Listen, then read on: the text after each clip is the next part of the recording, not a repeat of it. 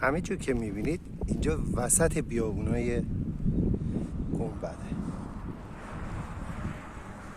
تا چشم کار میکنه دکل علف و هیچی نیست.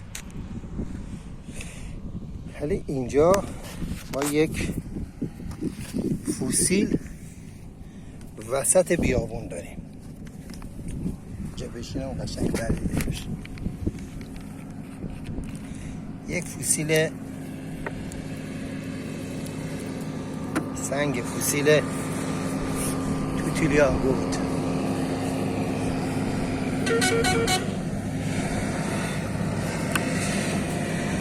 معلوم نیست چند وقته اینجاست.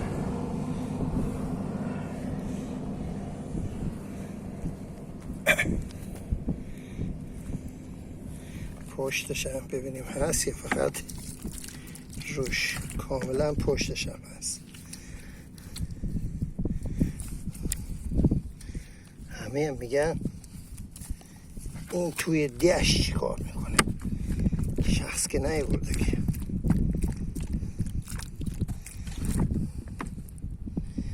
پر از انرژیه سنگ.